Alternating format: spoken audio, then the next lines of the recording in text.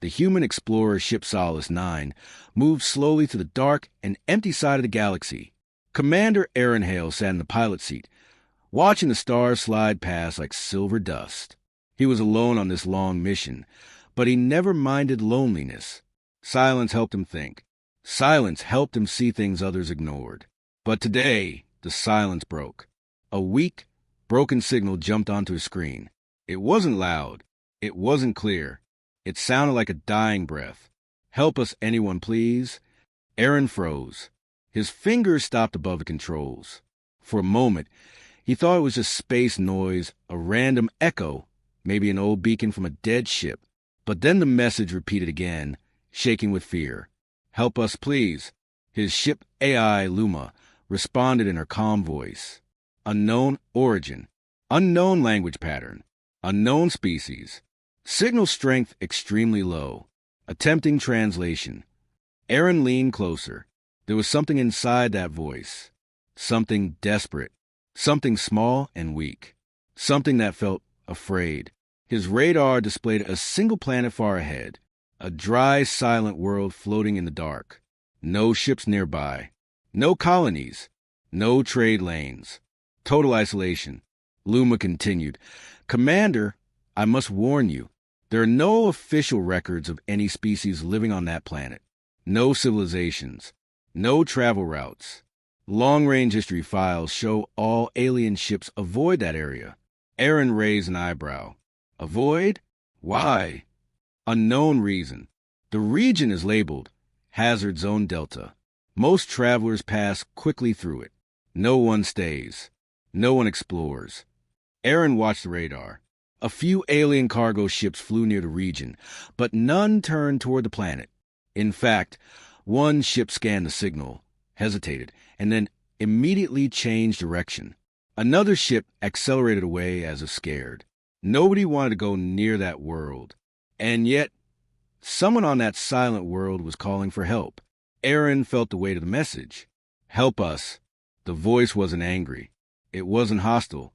It sounded like a child crying inside a storm. His heart pulled in one direction, toward the planet. But Luma spoke again. "Commander, entering this region may be dangerous. Many ships refuse to travel here. Some reports mention disappearances. I recommend caution." Aaron breathed slowly. "But someone is still alive down there." "Possibly," Luma replied. "But the signal could be a trap.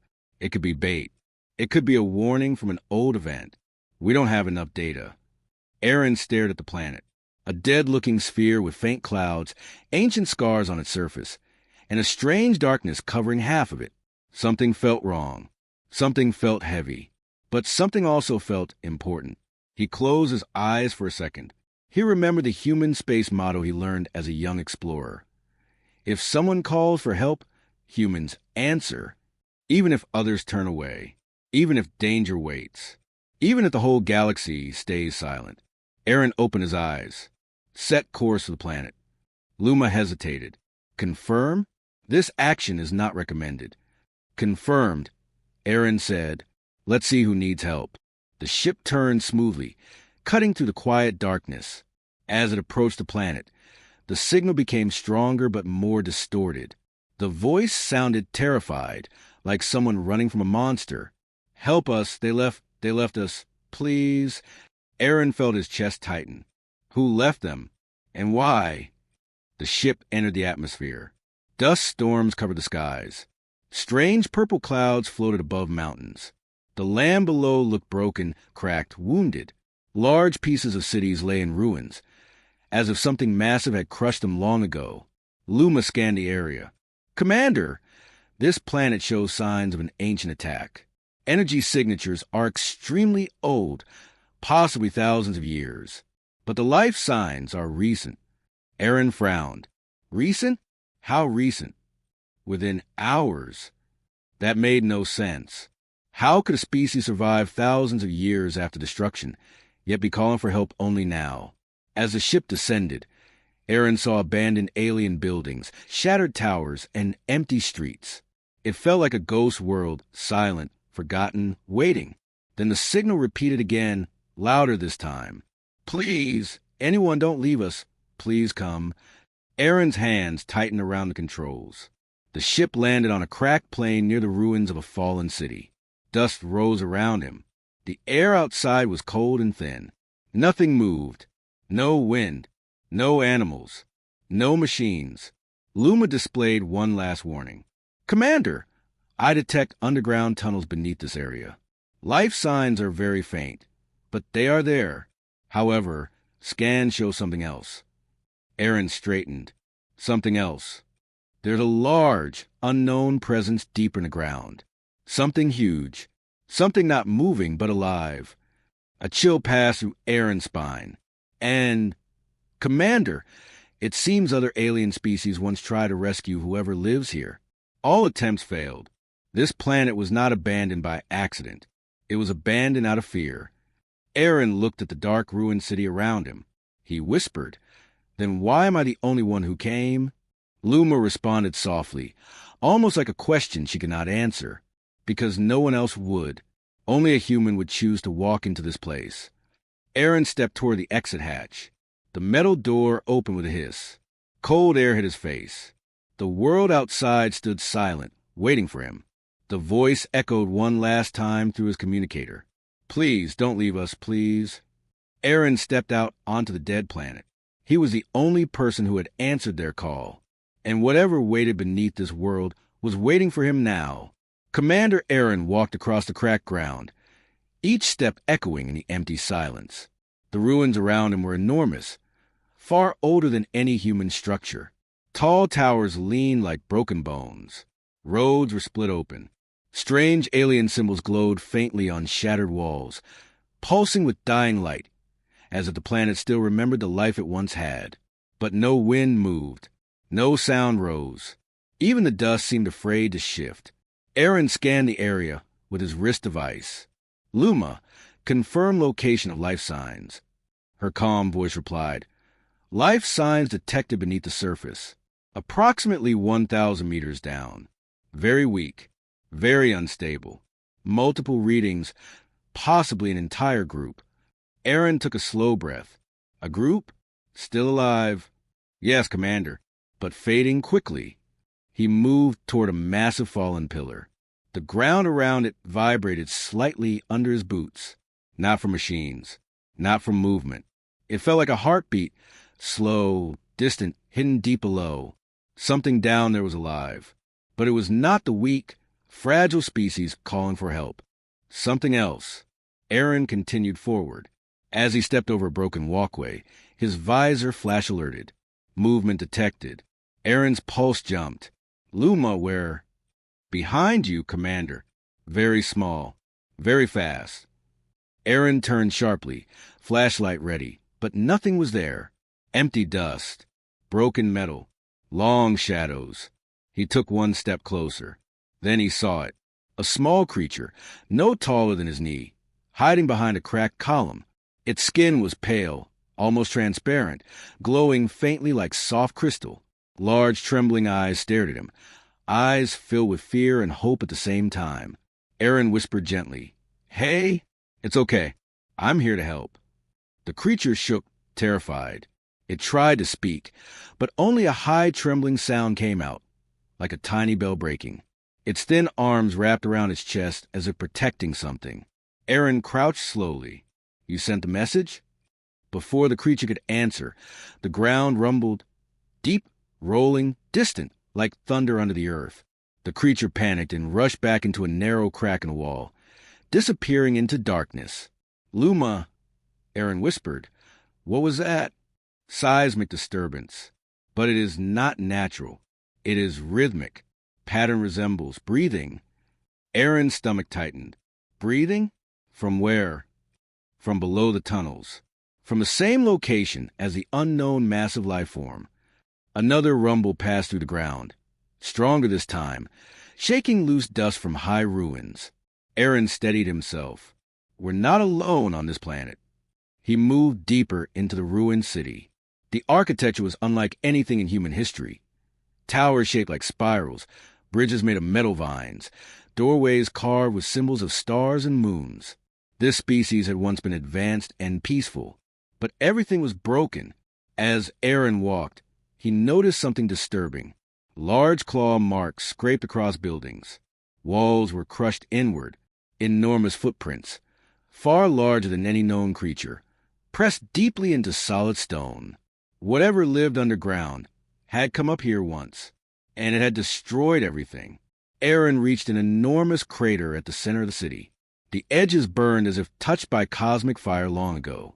He activated a scan. Luma, any data on this site? Commander, this crater was formed by a direct attack. Energy signatures indicate a creature created it using pure physical force. Aaron blinked. A creature did this? Not a weapon? Yes. The force is similar to an impact from a living being. He stared at the crater. Something alive had struck the surface with the power of a meteor. That was impossible. Yet the evidence stood right before him. Aaron's communicator beeped suddenly. A weak voice whispered again. Please, please hurry. It wasn't the same creature he saw earlier. This voice was older, filled with exhaustion. Another member of the helpless species.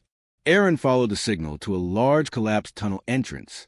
Broken metal beams blocked the way. Strange glowing vines clung to the walls. A small device lay half buried in the dust. A transmitter, old and cracked. It repeated the message in a loop. Please, please. Aaron pushed aside debris, forcing open a narrow gap. Cold air poured out, carrying the smell of underground stone and something else, something rotten. Luma confirmed tunnel depth. 2 kilometers beneath the surface. Multiple branching paths. Life signs cluster in a central chamber. Aaron squeezed through the opening. His helmet flashlight flickered across the tunnel. Long claw marks ripped across the ceiling. Bones lay scattered, old alien bones, broken and crushed. Aaron whispered, These aren't the bones of the small creatures. No, Commander, Luma said. Analysis shows these remains belong to much larger species, possibly warriors. Aaron's heart beat faster, and they died running away from something. Aaron moved deeper. The air grew colder. The walls pulsed with faint blue light, like veins of a living body. The tunnel trembled again, slow, rhythmic breathing from below. The deeper he walked, the stronger the disturbing sensation became. Something ancient lived in this planet. Something every alien species feared. Something that made them leave this helpless race to die. And yet, the heartbeat under the ground wasn't the creatures. It was a faint heartbeat of the species that still survived, hidden, afraid, calling for help no one else would answer. Aaron stopped when he reached a wide chamber lit by dim, glowing stones. Dozens of small creatures watched him from the shadows. Their eyes widened as he stepped inside. One of them whispered weakly, Human? Aaron knelt. I heard your call. Another whisper rose. They all left us. Everyone. They said we were cursed. They said the darkness wakes when we live. Aaron looked around. The fear in their eyes was real, deep, ancient. The smallest one crawled forward. Will you leave us too? Before Aaron could answer, the ground erupted with a massive roar from deep below. So powerful the air shook. Dust fell from the ceiling. The creatures screamed softly. Luma warned urgently. Commander, warning. Something is rising from the lower levels. Aaron's eyes hardened. No, he wasn't leaving. Not now. Not ever. He stood between the helpless species and the darkness below as the next roar shook the earth again. The underground chamber shook as the roar echoed through the tunnels. Dust rained from above, and the faint light from the glowing stones flickered like dying stars. The small, fragile creatures, the Illyrians, huddled together in fear, their crystal-like skin trembling with every vibration. Their eyes kept drifting to the dark tunnel below, the one Aaron had not yet seen, the one that breathed. Commander Aaron stood firm, scanning the darkness with steady eyes. The roar had been deep, so deep it seemed to come from the bones of the planet itself. Only something enormous could make a sound like that. Something old. Something no one had ever wanted to face. One Illyrian, taller than the others but still smaller than a human, stepped forward. Its voice was soft but carried the weight of thousands of years. You should not be here, human. You should run while you still can. Aaron shook his head. Not happening. The Illyrian looked confused. But everyone else ran. Everyone abandoned us. Aaron knelt to speak at eye level. Not me. The Illyrians looked at one another, whispering in thin, trembling voices.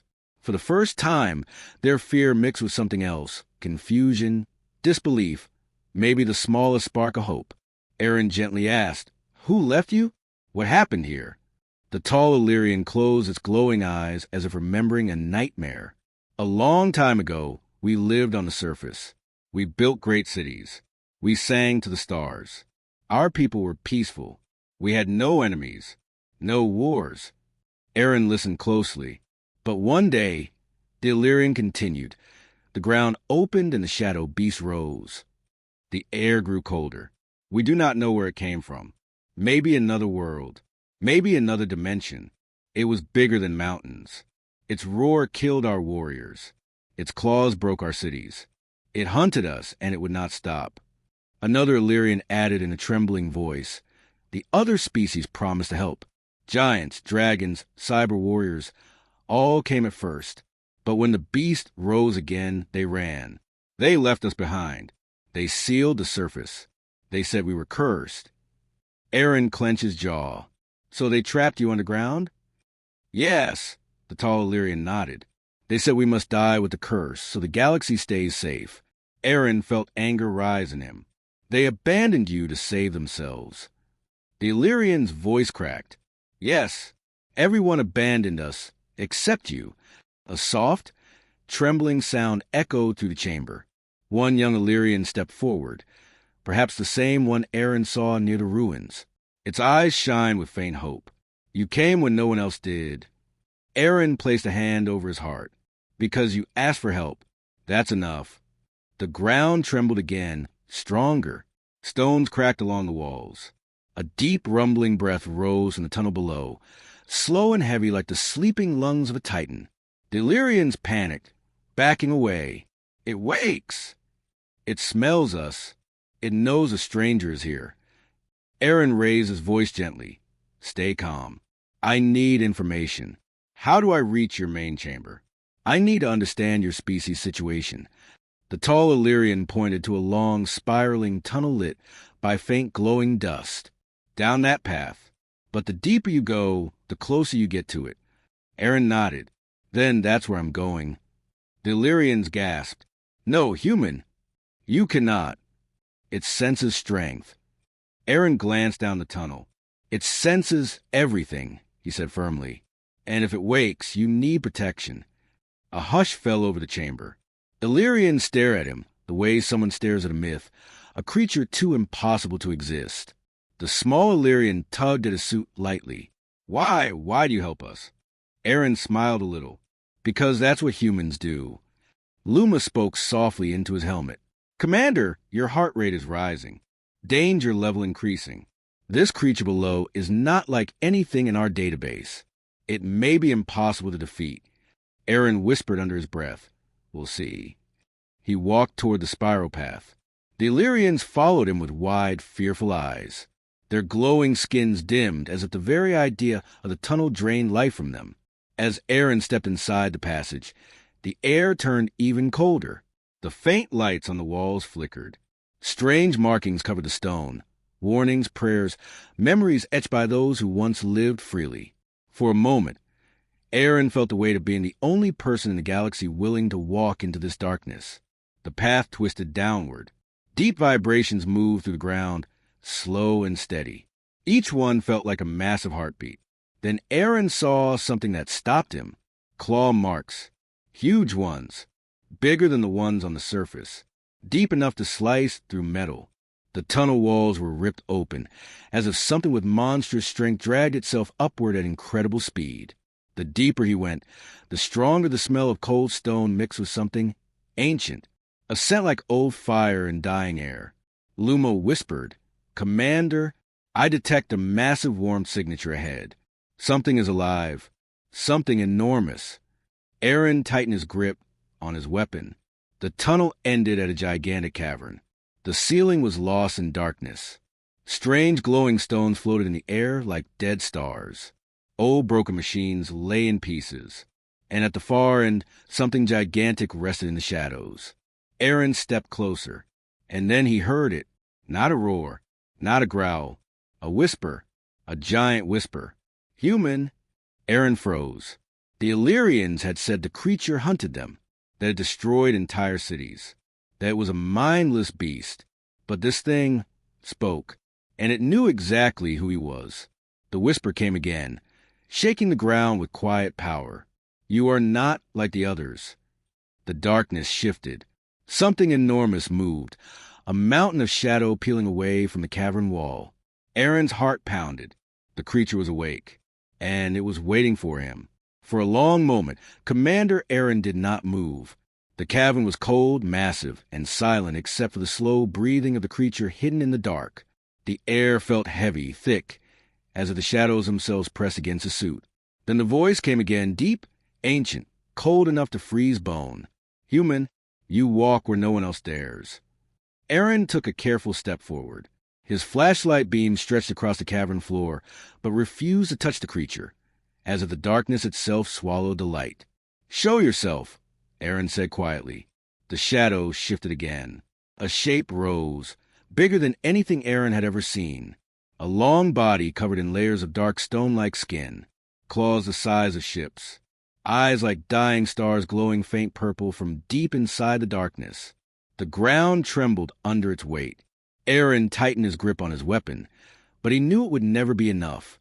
This wasn't a creature. This was a force of nature wearing the shape of a monster. The beast spoke again. You should have turned back like all the others. Aaron didn't blink. I heard a call for help, and I answered those.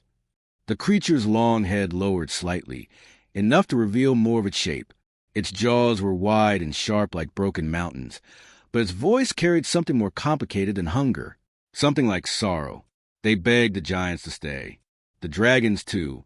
Even the machines tried once. A long pause, but all of them fled. They feared me. They feared what I am. Aaron swallowed. What are you? The beast's voice cracked with ancient anger. I am the guardian of depth, the last protector this world had. Aaron froze. Protector? But the Illyrians said you destroyed them. The cavern shook with a low growl. They lied to themselves. They lied to everyone. Aaron waited.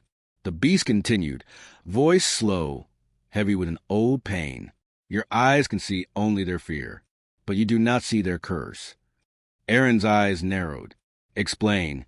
The creature shifted again, and the darkness around it swirled like a living veil. These small ones, the Illyrians, are not harmless. They do not know what they are. But something inside them, something hidden, wakes horrors across the stars. Aaron frowned. They look peaceful, fragile. They can barely breathe the air down here. Yes, the beast said, they do not know. They do not understand. But when one of them reaches adulthood, a force awakens, a scream inside their soul, a pulse that tears open space itself. Aaron felt the hairs on his neck rise. Are you saying they cause destruction? The creature's voice grew colder. They attract it. Aaron's mind raced. Attract what? Me. The beast said simply, and others like me. It stepped forward, and for the first time Aaron saw one full eye, a deep swirling galaxy-like sphere glowing faintly. Not hateful, not evil, but filled with a duty that looked heavier than worlds. When their numbers grow, when they thrive, something calls to us. A hunger, a pull. We come, always, and their world falls. Aaron took a step back, stunned. That's why every species left them, he whispered. The beast nodded slowly. To protect themselves. To protect the galaxy. But you? Aaron whispered. You hunted them. The creature's voice dropped to a near whisper. No, I hunted the scream inside them. The force that grows. The tear in reality that forms inside their souls. If I do not destroy it, the universe suffers. Entire systems vanish. Stars fall dark. Aaron's heart pounded. And the Illyrians don't even know. They cannot feel it. They cannot see it.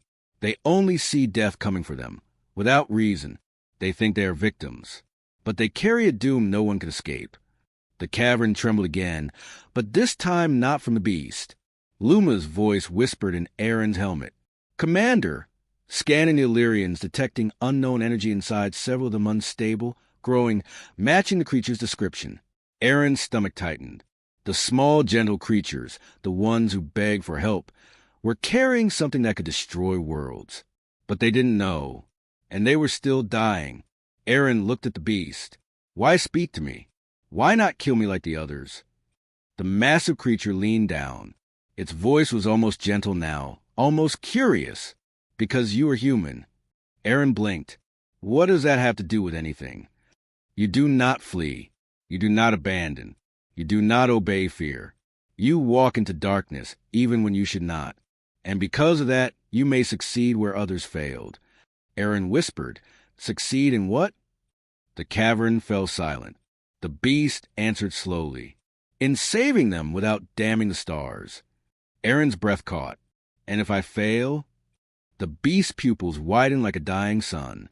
"Then I will finish what I began, and no human courage will stop me." A heavy silence settled over the cavern. The weight of the entire world pressed onto Aaron's shoulders. He realized something terrifying. He was the only being in the galaxy willing to save the Illyrians, but also the only being who might be forced to destroy them. The small, fragile species that clung to him for hope and the ancient monster that hunted them for balance both needed him. The beast turned away slowly, its enormous body sliding back into the shadows. "Go, human. Learn the truth from their own mouths. Then decide." Aaron stood still, shaken. His mission had just changed. It was no longer just about saving a helpless species. It was about choosing between their survival or the safety of the universe. And he had no idea how to live with either choice. The sky above the alien city kept changing colors like a living storm, glowing red one moment and then fading to a deep violet the next. It was beautiful, but it was also a warning. Something powerful was waking up beneath the city, and Corvin knew it was connected to the old voices he had heard in the tunnels earlier. The alien girl, Lyra, walked beside him with fear in her eyes.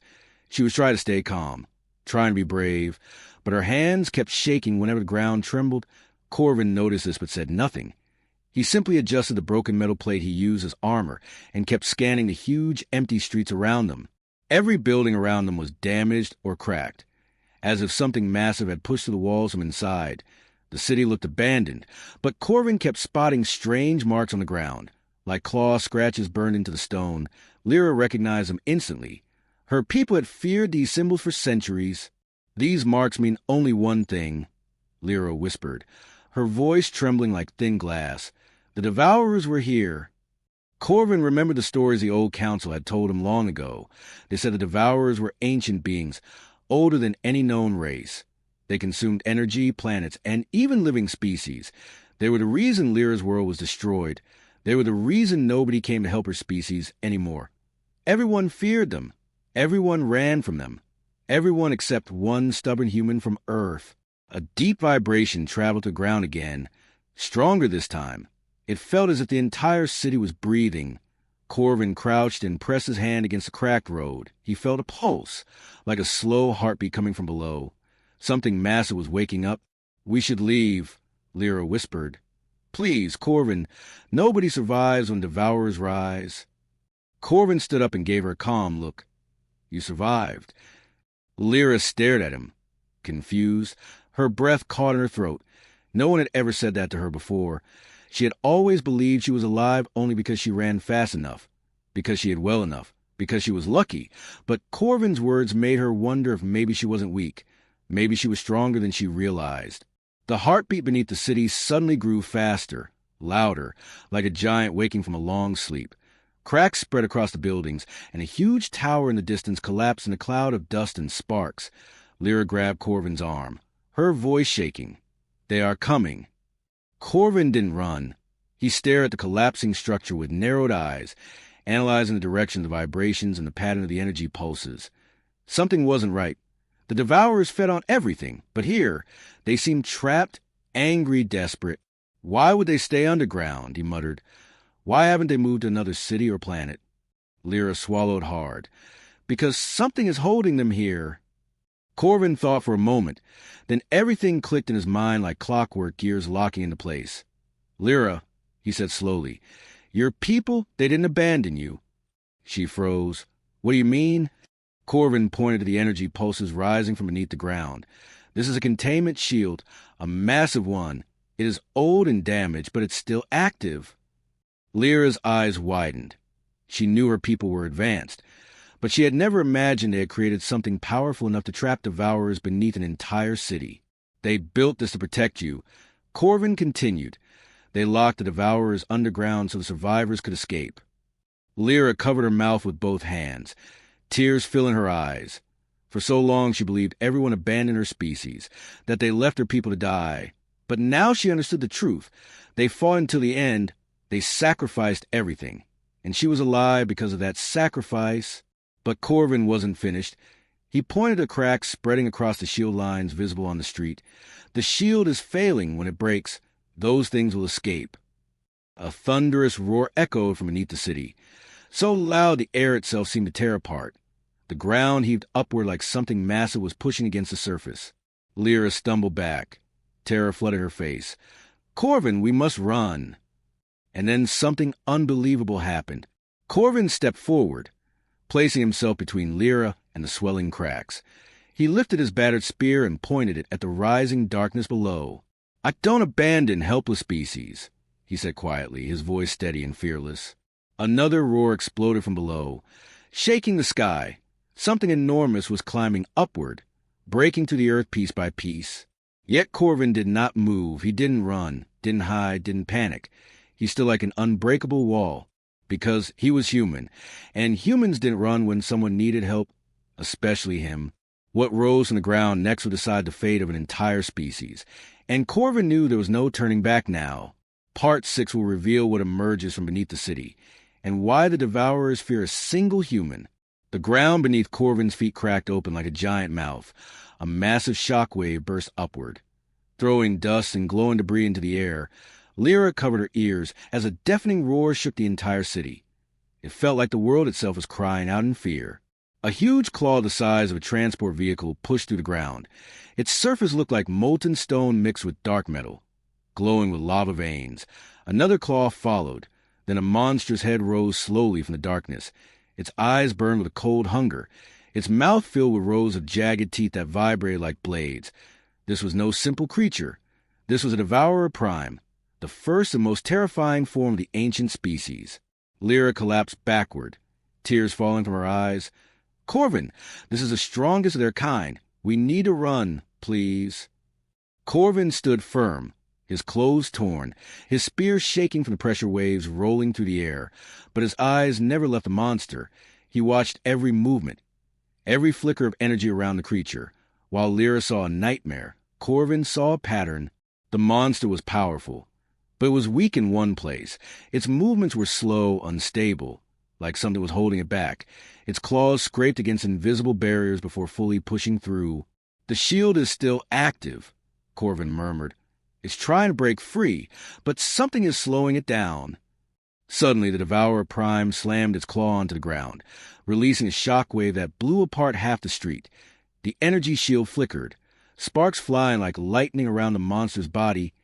Lyra screamed as a piece of debris shot toward her. Corvin moved faster than thought. He grabbed her and rolled aside just as a boulder crashed where she had been sitting. Dust fell on them like dirty snow. Lyra clutched his arm, breathing fast. "Why are you doing this, Corvin? You should have left me. You should have saved yourself." Corvin gave her a small smile, despite the monster towering above them. "Humans don't leave people behind." A violent energy pulse erupted from the Devourer Prime's chest. The ground cracked open further, revealing the giant's full body rising out.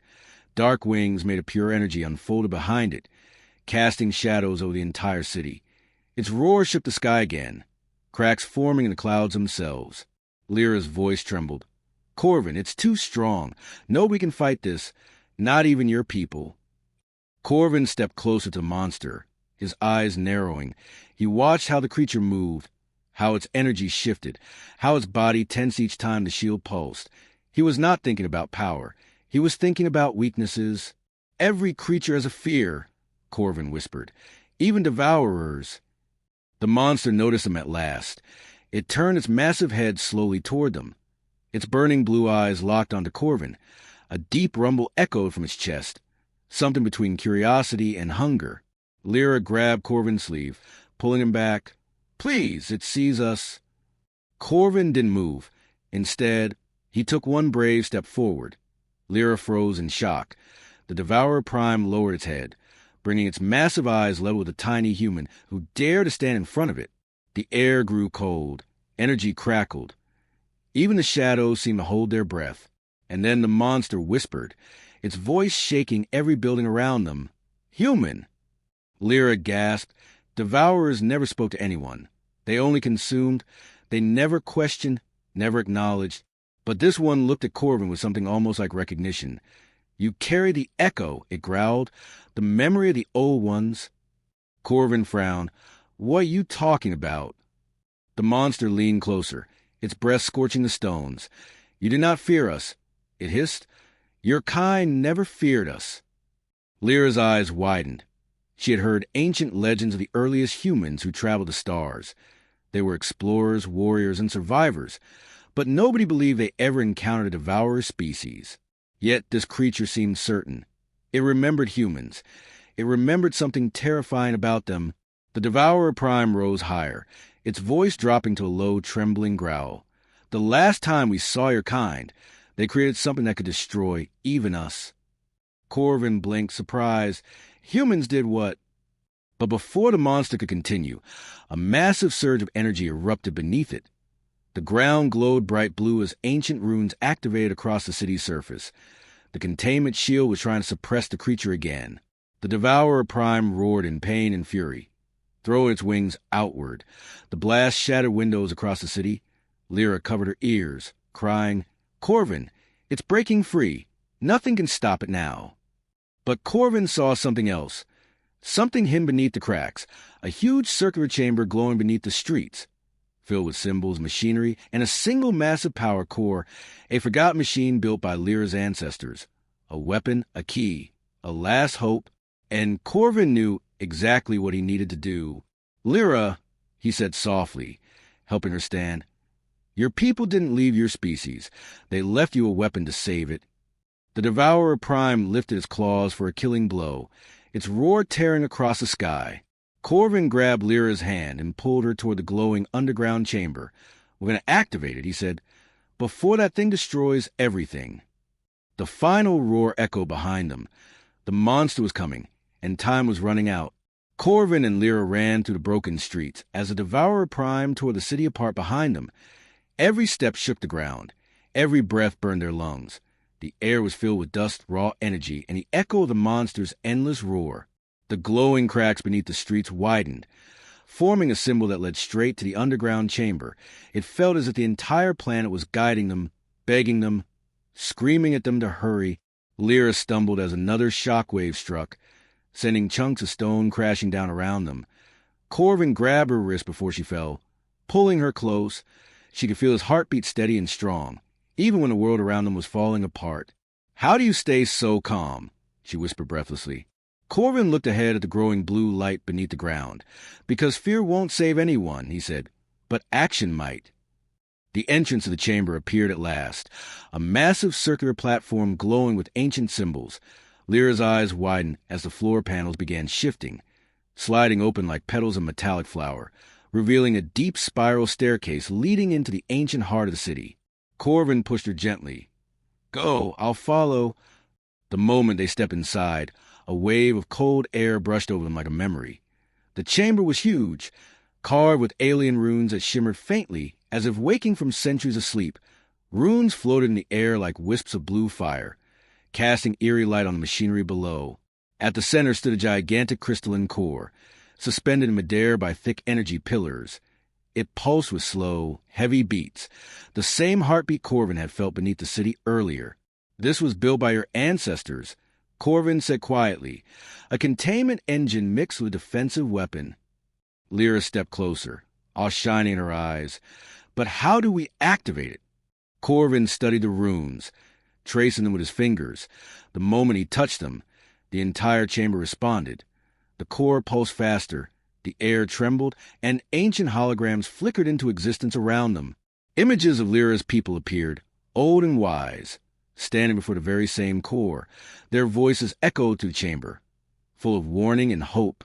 To save our young, to protect our legacy, we bind the devourers beneath our cities, the hologram declared. But if the seal breaks, a guardian must rise, a being without fear, a being with a heart that cannot be consumed. Lyra stared in disbelief. A guardian. Corvin looked confused, but the hologram continued. Only one without ancestry here, one not born of our world, one who can carry the echo of the old ones. And then the hologram turned its glowing gaze directly toward Corvin. Lyra gasped, "Corvin, it's speaking about you."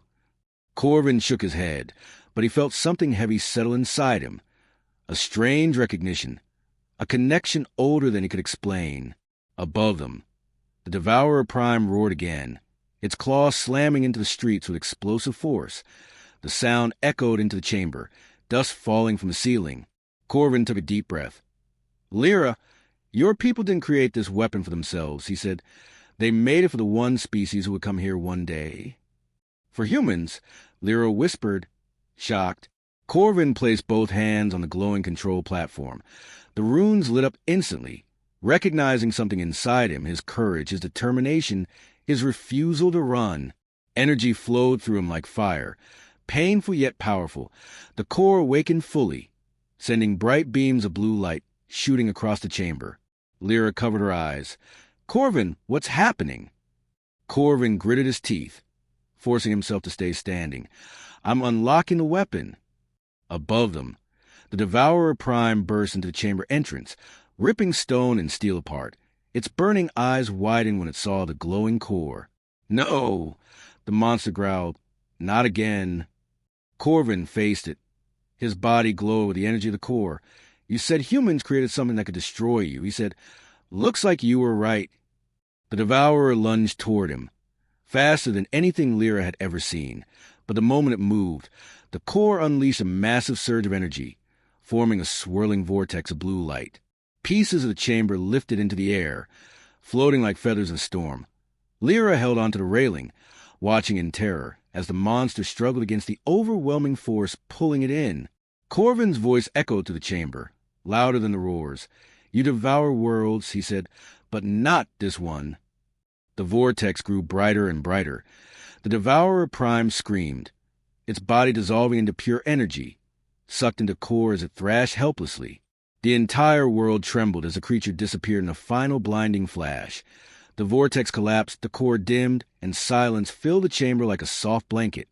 Lyra fell to her knees, tears in her eyes. "Corvin," she whispered, "where are you?"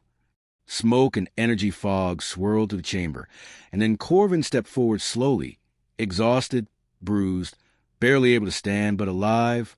Lyra ran to him and caught him before he fell, her arms shaking as she held on to him. "You did it," she whispered.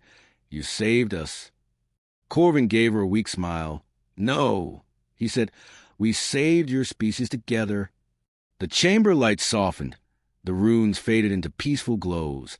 The devourer threat was gone. The city calmed for the first time in centuries.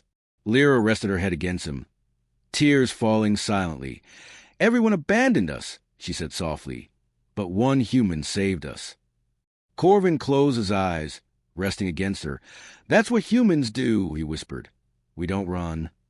And in that ruined city, under a sky slowly repairing itself, an entire species found hope again, because one human refused to abandon them.